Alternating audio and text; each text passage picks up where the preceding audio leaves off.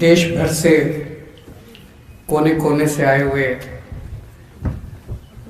आम आदमी पार्टी के सभी राष्ट्रीय परिषद के सदस्यों का मैं स्वागत करता हूं, सबको अभिनंदन करता हूं, सबको नमस्कार।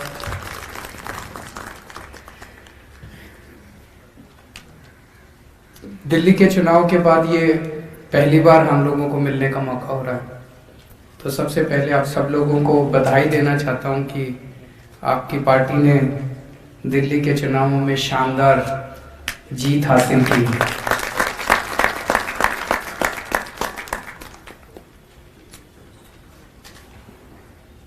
अभी तक दिल्ली में हम विधानसभा लेवल पे 3 चुनाव लड़े हैं और हर चुनाव एक तरह से ऐतिहासिक हुआ है। पहला चुनाव था, नई पार्टी बनी थी। एक साल बाद चुनाव 2012 26 नवंबर 2012 को पार्टी बनी थी और मेरे ख्याल से 8 दिसंबर 2013 को चुनाव था। एक साल बाद एक नई पार्टी चुनाव लड़े और पहली बार में ही उस राज्य के अंदर सत्ता में आ जाए, ऐसा भारत के इतिहास में कभी देखा नहीं गया। तो उस मायने में पहला चुनाव हमारा ऐतिहासिक था कि दिल्ली की जनता ने अपार विश्वास, अपार प्रेम आम आदमी पार्टी को दिया और हमें पहली बार मौका दिया सरकार चलाने का। और आपकी पार्टी ने मात्र 49 दिन में ऐसी सरकार चलाई कि अगली बार लोगों ने 70 में से आपको 67 सीट दे दी। तो दूसरा चुनाव अपने आप में ऐतिहासिक था कि 70 में से 67 सीट आई अपनी, जो कि आज तक कभी किसी पार्टी को इतना जबरदस्त बहुमत अपने देश में नहीं मिला। और तीसरा चुनाव था, लोग कहते हैं 5 साल सरकार चला लो तो एंटी इनकम्बेंसी हो जाती है, लोग नाराज हो जाते हैं, लोगों की अलग अलग शिकायतें होती हैं। लेकिन तीसरा चुनाव हमने अपने काम के बल पे लड़ा।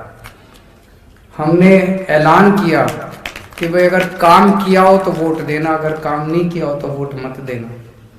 और तीसरा चुनाव उस तरह से ऐतिहासिक था कि इतना, दूसरी बार जब पार्टी चुनाव लड़ी तीसरी बार, तो इतना जबरदस्त बहुमत आम आदमी पार्टी को, रिपीट बहुमत आम आदमी पार्टी को मिलना, ये अपने आप में एक ऐतिहासिक था। इस चुनाव में हम लोगों ने काम की राजनीति को और विकास की राजनीति को इस देश में पहली बार स्थापित किया। आज तक इस देश में कोई ऐसी पार्टी नहीं आई जिसने खुल के सीना चौड़ा करके कहा हो कि स्कूल बनवाए हैं इसलिए वोट देना, अस्पताल बनवाए हैं इसलिए वोट देना, बिजली ठीक करिए इसलिए वोट देना। नहीं तो इस देश के अंदर वो आके कहते हैं वे तुम हिंदू हो, हम हिंदू हैं, हिंदू हिंदू को वोट देना, तुम मुसलमान हो, हम मुसलमान हैं, मुसलमान मुसलमान को वोट देना, तुम ठाकुर हो, तुम बनिए हो, तुम ये हो, पंडित हो, तुम ये हो, हम भी ये, हमारी पार्टी इसकी, हमारी पार्टी। इसी बात पे तो वोट मांगते हैं, लोगों को एक दूसरे से लड़ा के ही तो वोट मांगते हैं। आज तक किसी पार्टी के अंदर हिम्मत नहीं थी जो खड़ी होके ये कह दे कि भाई हमने काम करा है, काम के नाम पे वोट देना, स्कूल के नाम पे वोट देना, अस्पताल के नाम पे वोट देना। अरविंद केजरीवाल, और इन लोगों की हिम्मत नहीं है जो उसको काउंटर कर सकें। अभी जोश जोश में आके उत्तर प्रदेश के एक कौन मंत्री था, उसने चैलेंज किया था, संजय जी, सिद्धार्थनाथ सिंह, उसने चैलेंज कर दिया मनीष सिसोदिया जी आए और हमारे साथ डिबेट करें। उन्होंने सोचा कि हमने ऐसे ही बोल दिया ये आएगा थोड़ी, और वो पहुंच गया। वो बोला जी आ गया मैं, बताओ कहाँ चलना है, कहाँ डिबेट करना है। तो वो भाग खड़ा हुआ, मैदान छोड़ के भाग गया। ये हैं ही ऐसे कायर हैं ये लोग, काम इन्होंने किया ही नहीं है, ऐसे ही चैलेंज करते हैं। एक बार इनकी आंख में आंख डाल के बात करो, ये मैदान छोड़ के भाग जाते हैं। तो मनीष सिसोदिया जब वहां पहुंचे लखनऊ में, उन्होंने कहा भाई मैं आ गया, और उनके एक नहीं दो दो तीन तीन मंत्रियों ने, उत्तर प्रदेश के योगी जी के दो दो तीन तीन मंत्रियों ने चैलेंज किया था कि हमने स्कूल बड़े अच्छे कर दिए, आके देखो और हमारे साथ डिबेट करो। और जब मनीष जी वहां पे पहुंचे और उनकी स्कूल देखने के लिए जब वो चले, तो उन्होंने अपनी पुलिस भेज के मनीष जी को रोक लिया, जाने नहीं दिया आगे। इतना डर, इसका मतलब स्कूल ज्यादा ही खराब है। वो नहीं चाहते थे, मनीष जी के साथ साथ सारा मीडिया जा रहा था, सारा मीडिया पीछे पीछे जा रहा था, पूरा नेशनल टेलीविजन पे आ जाता योगी जी के स्कूलों का क्या हाल है।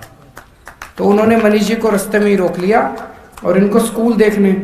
मेरा ये कहना है कि जो स्कूल तुमको दिखाने में इतना शर्म आ रही है, उस स्कूल में हमारे करोड़ों बच्चे पढ़ रहे हैं।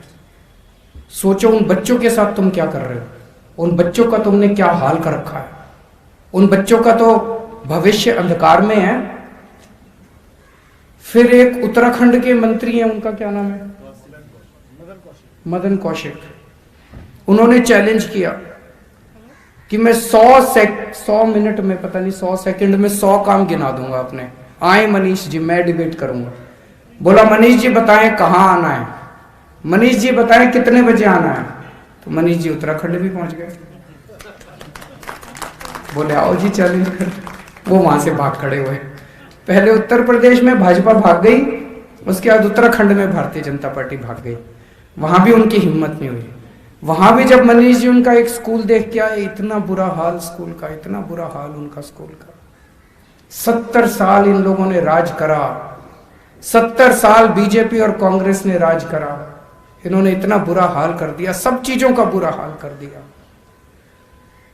तो पहली बार देश के अंदर एक ऐसी, इसीलिए आम आदमी पार्टी की जरूरत पड़ी, इसीलिए आम आदमी पार्टी को लोग पसंद करते हैं, क्योंकि जो काम ये पार्टियां 70 साल में नहीं कर पाई, वो काम आम आदमी पार्टी ने 5 साल के अंदर दिल्ली के अंदर करके दिखा दिया। पिछले 1 साल के अंदर काफी मुश्किल परिस्थितियों से पूरी मानव जाति गुजरी है। कोरोना की वजह से, कोरोना की महामारी की वजह से हमारे देश के अंदर हर शहर में, हर गांव में कोरोना की वजह से बड़ी कठिन परिस्थितियां थी। लेकिन दिल्ली में आपकी पार्टी की सरकार ने जिस तरह से शांत तरीके से, संयम से और सबको साथ लेके, बिना राजनीति किए, सारी संस्थाओं को, सारे संगठनों को, सारे लोगों को, हर तबके को, सारी सरकारों को साथ लेके दिल्ली के अंदर जिस तरह से कोरोना का मैनेजमेंट किया गया, उसकी प्रशंसा दुनिया भर में हो रही है। आपकी जानकारी के लिए एक छोटी सी चीज बता दूं, दिल्ली में जो कोरोना की महामारी थी वो दुनिया में सबसे ज्यादा कठिन था। दिल्ली की परिस्थिति सबसे ज्यादा कठिन थी। 11 नवंबर को दिल्ली में 8,500 केस आए एक दिन में, केवल एक दिन में 8,500 केस आए। पूरी दुनिया के अंदर किसी शहर में इतने ज्यादा केस कभी नहीं आए। न्यूयॉर्क में अप्रैल में एक दिन में 6300 केस आए थे, दिल्ली में 8,500। सोच सकते हो कितने ज्यादा।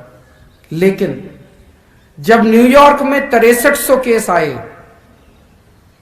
तो न्यूयॉर्क के सारे अस्पताल फुल, सड़कों पे मरीज, अस्पताल के कॉरिडोर में मरीज पड़े हैं, लोगों को एडमिशन नहीं मिल रहे, बुरा हाल था चारों तरफ।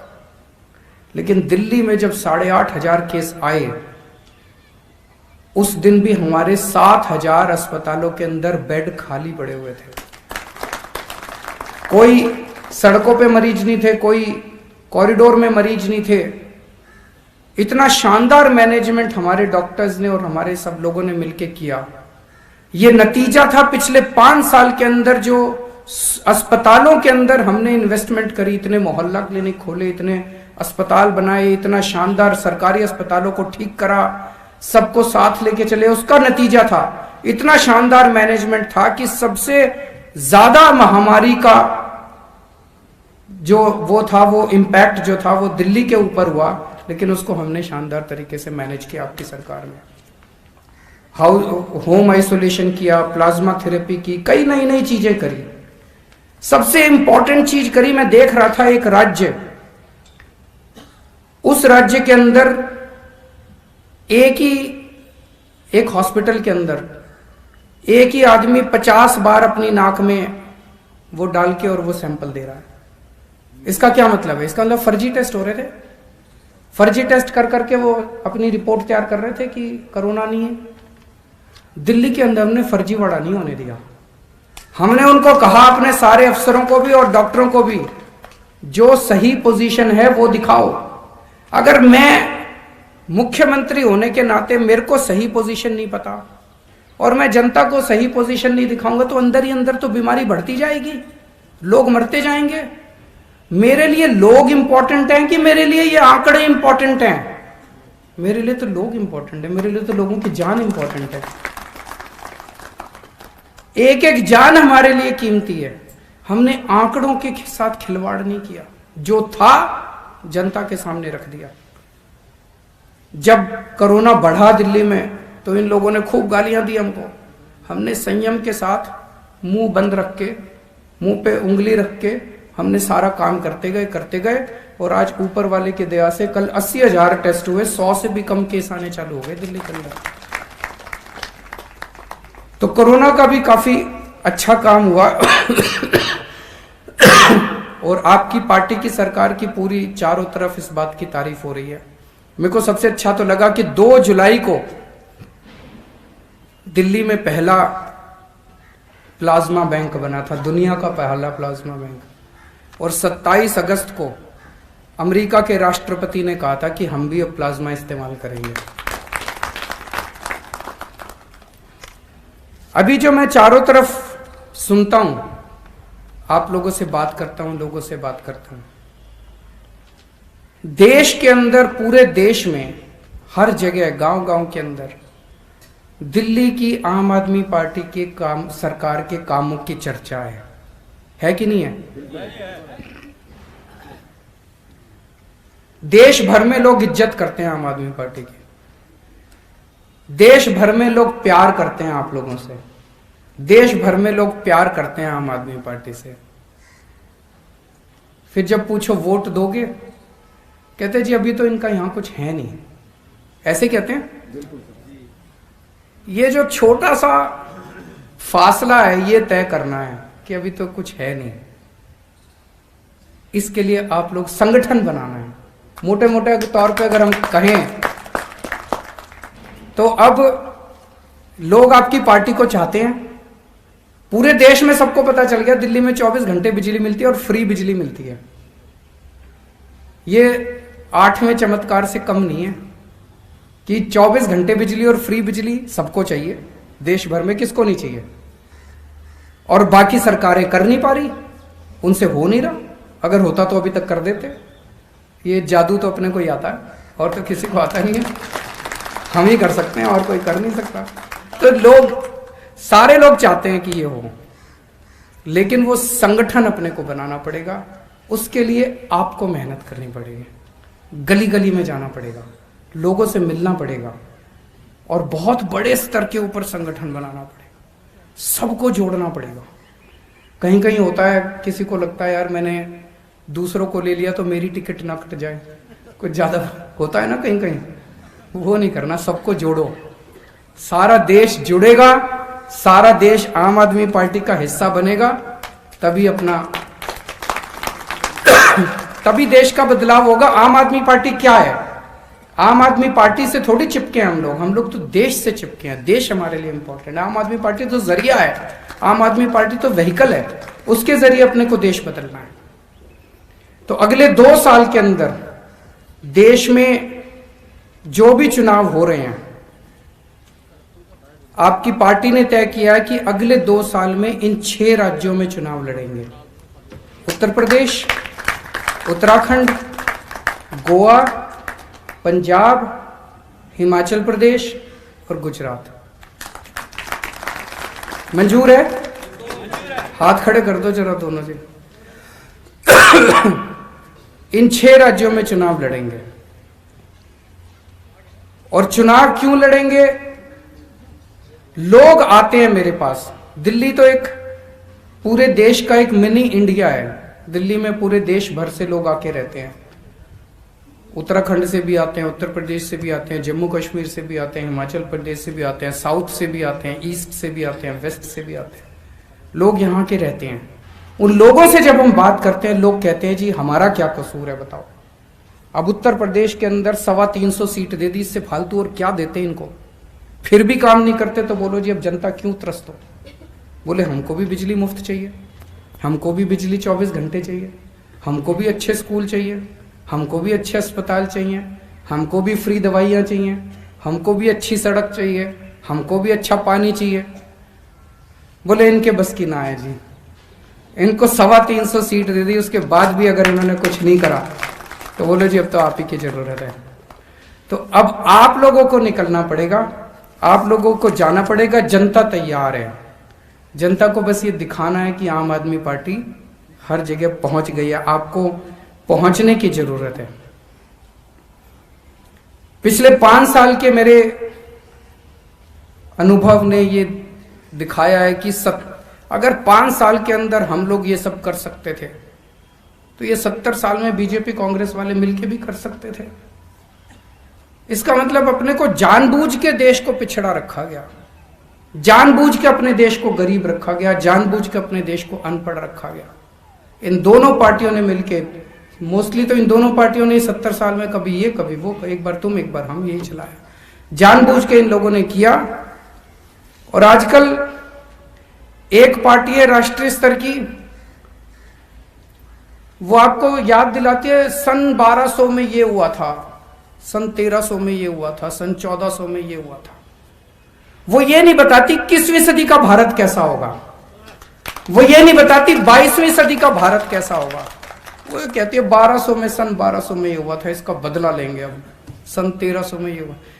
देश को अब तय करना है कि हमें आगे बढ़ना है कि हमें पीछे जाना है। इन पार्टियों के पास कोई विजन नहीं है, इनको ये नहीं पता आगे करना क्या है, इसलिए पीछे वाली चीजों में हमें उलझाए रहते हैं। इनकी नीयत खराब है।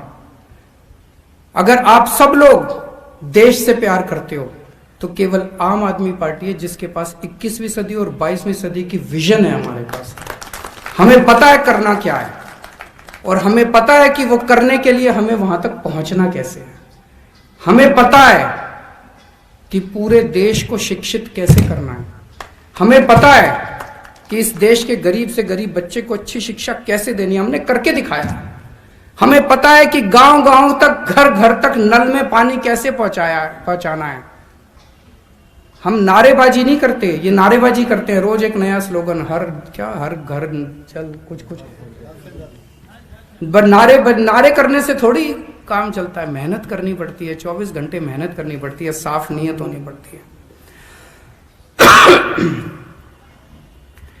आजकल हमारे देश का किसान बहुत दुखी है। 70 साल से सभी पार्टियों ने मिलकर किसानों को धोखा दिया। कभी कहते थे तुम्हारा लोन माफ करेंगे, किसी ने लोन माफ नहीं किया। कभी कहते थे तुम्हारे बच्चों को नौकरी देंगे, किसी ने नौकरी नहीं दी। पिछले 25 साल में बताते हैं 3.5 लाख किसान आत्महत्या कर चुके हैं देश के अंदर। किसी ने किसानों की सुध नहीं ली। और अब ये जो तीनों बिल आए हैं, ये तीनों बिल एक तरह से किसानों से उनकी खेती छीन के इन 2-4 पूंजीपतियों को सौंप देंगे। तो अब किसान के लिए अस्तित्व का सवाल हो गया कि अब अगर सड़क पे नहीं उतरेगा तो किसान ही नहीं बचेगी, और अगर किसान ही नहीं बचेगी तो बेचारा किसान जाएगा कहां, वो अपने परिवार को कैसे पालेगा। मैं कई बार सोचता हूं कि इतनी ठंड के अंदर किसान कैसे बैठे हैं। वो इसीलिए बैठे हैं क्योंकि अगर नहीं बैठेंगे तो फिर कुछ बचेगा ही नहीं उनका। 26 जनवरी को जो कुछ भी हुआ वो दुर्भाग्यपूर्ण था। जो हिंसा हुई वो दुर्भाग्यपूर्ण थी। जो भी उसके लिए जिम्मेदार हैं और जो जिम्मेदार हैं वो जिस तरह से फर्जी केस पे केस लगा रहे हैं वो नहीं। जो भी उसके लिए असल में जिम्मेदार हैं, जो भी पार्टी उसके लिए असल में जिम्मेदार है, उसको सख्त से सख्त सजा मिलनी चाहिए। लेकिन उस दिन हिंसा हुई, इस वजह से किसानों के मुद्दे नहीं खत्म हो गए। मुद्दे आज भी बरकरार है। जिस मुद्दों की वजह से वो 60 दिन से बेचारे बैठे हैं, वो मुद्दे नहीं खत्म हो गए। कह रहे हैं अब तो आंदोलन खत्म। आंदोलन कैसे खत्म? वो किसानों की जो दुखती समस्या है वो तो आज भी है। तो वो आंदोलन खत्म नहीं हो सकता, वो उनके मुद्दे खत्म नहीं हो सकते। और जिस देश का किसान दुखी है वो देश कभी भी सुखी नहीं हो सकता। हम सब लोगों को मिलके किसानों का साथ देना है, अपने अपने इलाके में अहिंसा पूर्वक, शांति पूर्वक सबको साथ देना है। और जब भी किसानों का साथ देने जाओ, अपना झंडा, डंडा, टोपी घर छोड़ के जाना। वहां हमें पूरे गैर राजनीतिक तरीके से एक आम आदमी बन के जाना है, इस देश का एक आम नागरिक बन के जाना है। वहां पे कोई राजनीति नहीं करनी उसके साथ। आप सब लोग दूर दूर से आए हैं दिल्ली में, आप सब लोगों का स्वागत है। और मैं उम्मीद करता हूं, मेरे को अभी जाना पड़ेगा क्योंकि मेरी कैबिनेट मीटिंग है इसके तुरंत बाद। मैं उम्मीद करता हूं आपका बाकी दिन की जो चर्चा होगी वो काफ़ी अच्छी रहेगी। आप सब लोगों का बहुत बहुत शुक्रिया। भारत माता की